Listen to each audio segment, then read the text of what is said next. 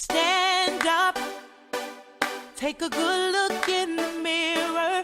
Tell me who do you see? Keep your head up, reflect on who you are. Yeah, that's you, bold as can be. Every feature on your face, your ears, your eyes, your nose, your teeth are as perfect as can be. So sing, I'm brave, I'm strong, I'm loved, I'm smart, and I'm unique. And there's no one else in the whole wide world exactly like me. Speak a little bit louder. The world is waiting on your voice. Be true to what you have to say. You know you've got the power, but only you can make the choice to do it your own way. The world's an oyster, you're the pearl. At who you really are, unfurl. Just be exactly who you are. Be proud and say, I'm brave, I'm strong, I'm loved, I'm smart, and I'm unique. And there's no one else in the whole wide world exactly like me. I'm brave, I'm strong, I'm loved, I'm smart, and I'm unique. And there's no one else in the whole wide world exactly like me.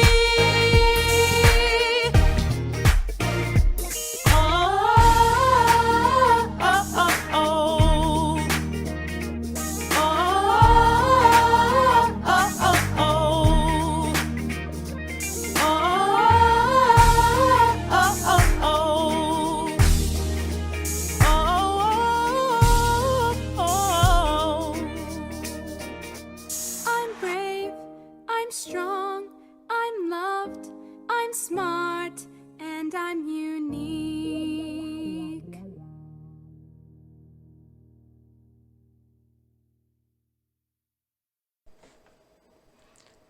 Well, hello there, Sea Pleasant family. As you know, in January, we have been looking for words of inspiration from speakers all across the country. And today is no different. Today we are going to be taking a look at inspiration that's found in everyday books. We're going to be hearing about an author that perhaps you have heard about before. And oh, the places you'll go if you only know how to look for and be thankful for all of the things around you. Let's take a look.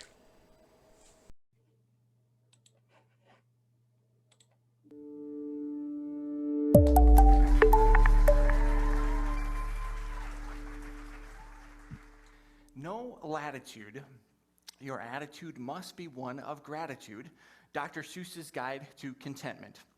Well, like millions of others, I'm a big fan of Dr. Seuss, and we all have our favorite books: Green Eggs and Ham, The Cat in the Hat, All the Places You'll Go. But I'm going to be talking about one of his lesser-known books today, a book entitled, Did I Ever Tell You How Lucky You Are? It's a story about a young lad who meets a guru in the desert who extols lessons on gratitude and contentment whilst sitting atop a prickly cactus. It provides wisdom about how not to feel sorry for oneself, how to look on the bright side of things, even in the midst of crumminess, and how to be content. And that's where I want to start today. I want to start with this idea of contentment, but I wanted to do it in kind of a fun, creative way. And I was unable to resist the temptation to provide for you a Seussian introduction. So I wrote an original poem in the style of Seuss. So without any further ado, here is Enough, Enough, Enough, Enough. Enough. We use it when we're gruff. Enough. We use it to rebuff. That's enough out of you. We use it when we're in a huff. Enough. Or when we're acting tough. You had enough? But there's another nuance, another meaning of enough to discover, a positive, pleasant variant to uncover. Enough can describe when we're gratified, happy, peaceful, content, and satisfied. We humans are interesting creatures, and we have a handful of less than stellar features.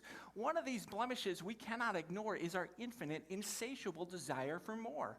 Our pursuit of more often leads to lament, thus it's critical to learn to be content. Who should we study? Aristotle, Socrates, Zeus? Too lofty, no pictures. I prefer Dr. Seuss. Perhaps it takes someone truly plucky to point out that we're really quite lucky. I bet he would say in some zany way, to avoid resentment and attain contentment, no latitude, your attitude must be one of gratitude. My attempt at a Seussian introduction.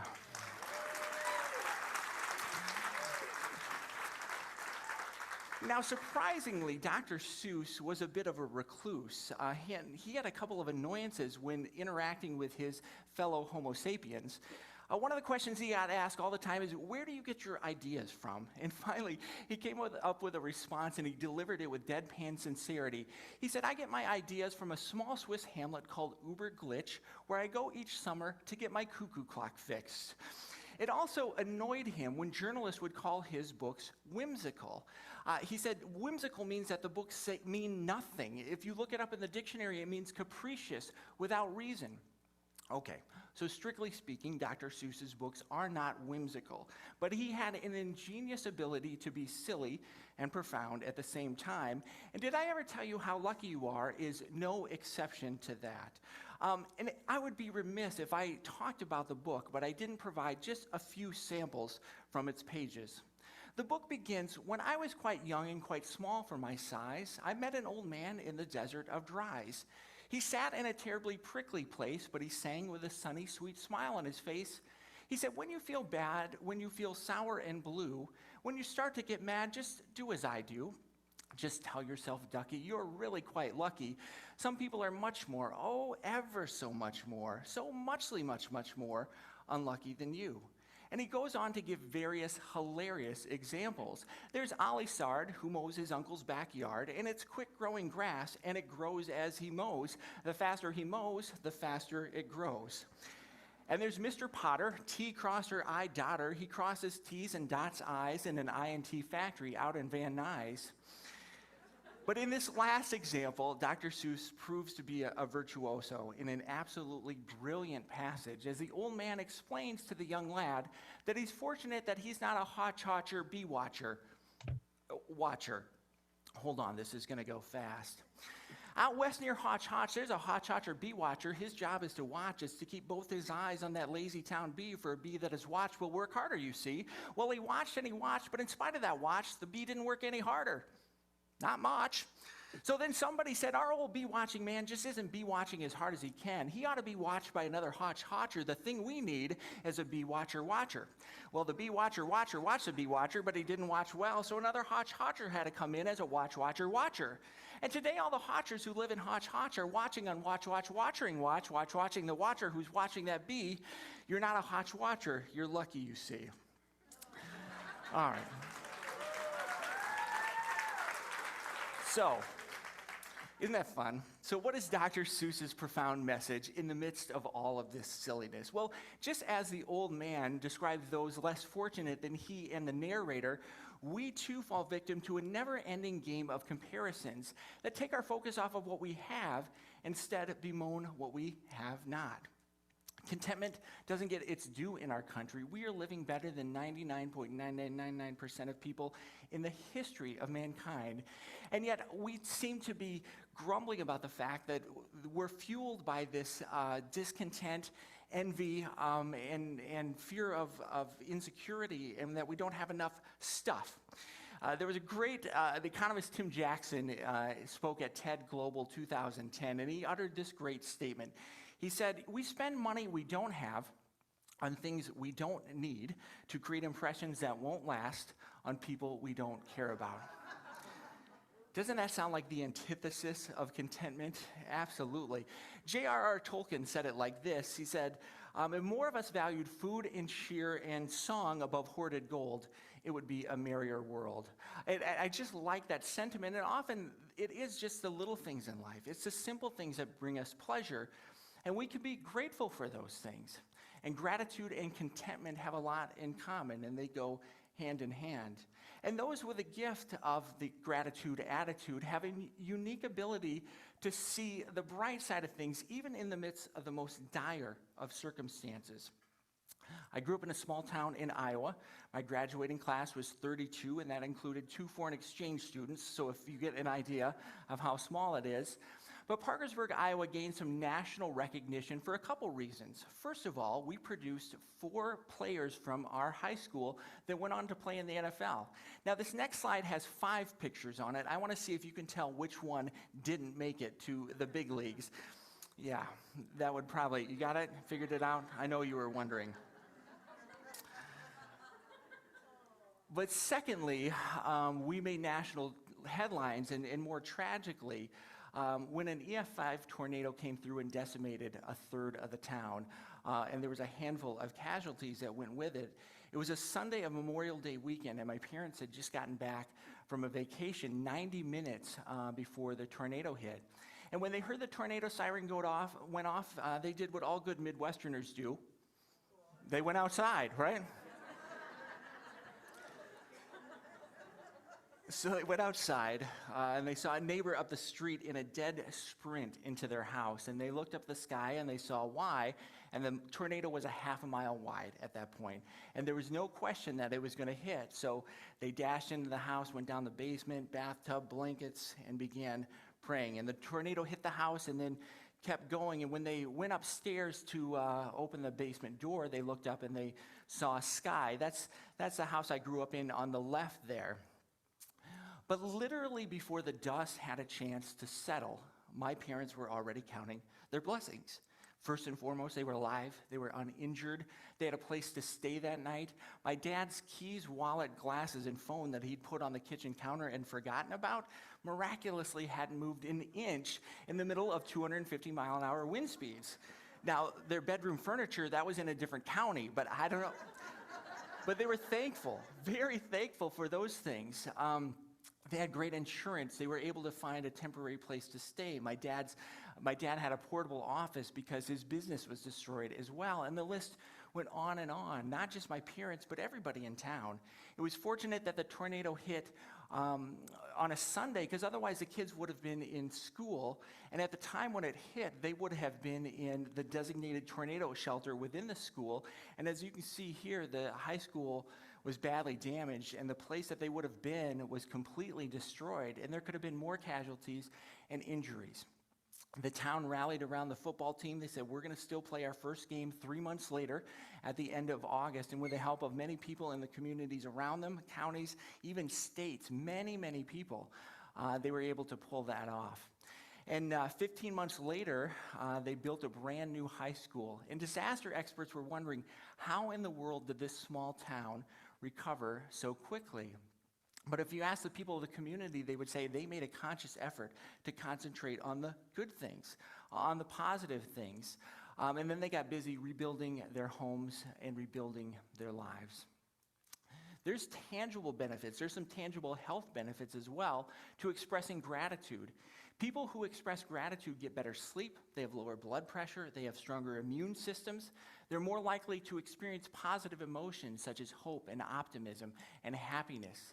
They're giving, they're compassionate, they're less likely to be lonely and isolated, and gratitude promotes forgiveness and resiliency.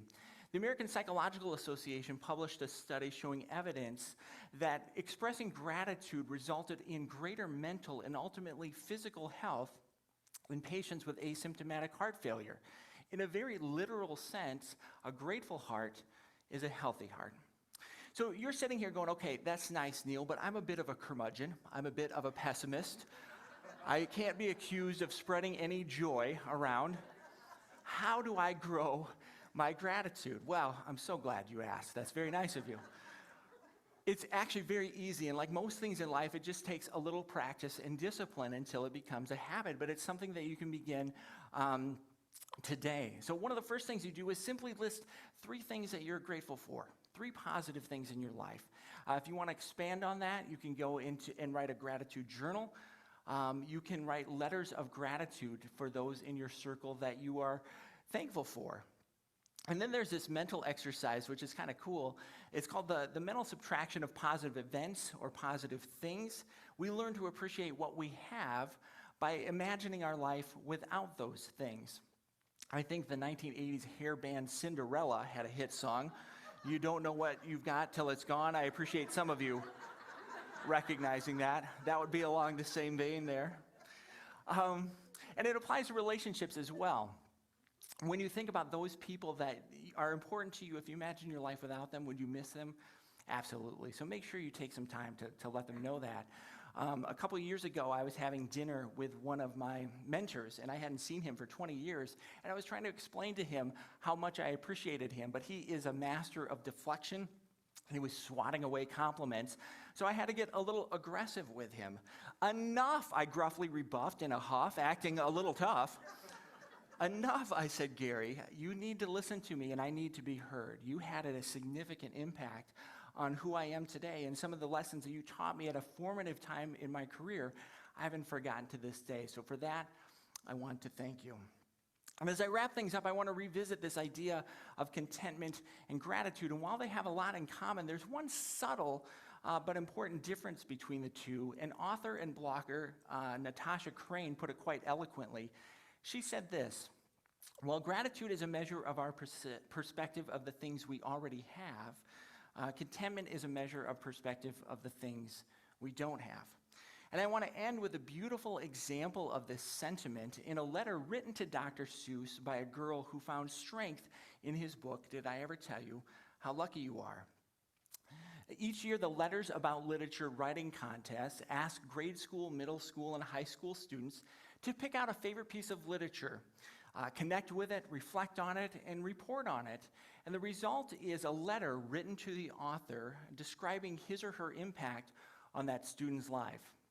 In 2012, 11th grader Victoria Gray from Germantown, Tennessee, submitted a piece to that contest. She won third prize and received $25. In her letter, she brings us back to her 6th grade graduation and the fact that she couldn't engage in any of the joy and celebration. The announcement that her parents were getting a divorce was both shocking and not shocking at the same time. It was a culmination of a crescendo of arguments that had been going on for months, and it left Victoria feeling very self-conscious, unsure of herself, and totally overwhelmed with her new reality. And I'll let Victoria's words to Dr. Seuss pick it up as she comes back from the ceremony, still wiping tears from her eyes, and she sees her mom sitting in her bedroom. I walked into my room and I immediately noticed the yellow book sitting in my mother's lap. The cover read, Did I Ever Tell You How Lucky You Are? In an attempt to raise my spirits, my mother began singing the words to the song The Old Man in the Desert of Dry sang to Ducky. And as she went through some of those first pages, I was convinced you knew me and knew everything about my family situation. And as the old man described the various characters and situations, I too began making comparisons. I immediately thought of the family whose home had burnt down just around the corner from my house. And I suddenly felt guilty for confusing my challenges with that calamity. Your book helped remind me that even though my family was in a difficult spot, we still were blessed with life and with each other. And before my mom had finished the last sentence, I realized that growing up in a single-parent household did not mean that my life was over. The next few years were spent adjusting to an absent parent, but even when I couldn't help but crying, the optimism of your book reminded me that my dad was just a phone call or a visit away. And when I wanted to throw a pity party, Ducky and the old man would show up to crash it even before it had a chance to begin. Years later, my mom began packing up some of her old things and putting them away in boxes to be sold, but I refused to part with your book. It was a gift that has continued to give, and for that, the only appropriate response is thank you. Victoria expressed gratitude to one who taught the importance of gratitude. Did I ever tell you how lucky you are? Have you told yourself how lucky you are? Did you need reminding today of how lucky you are? So, Ducky, don't grumble, don't stew. Some critters are much more, oh, ever so much more, so muchly much more unlucky than you. Thank you for your attention and not being rude. For that, you have my undying gratitude.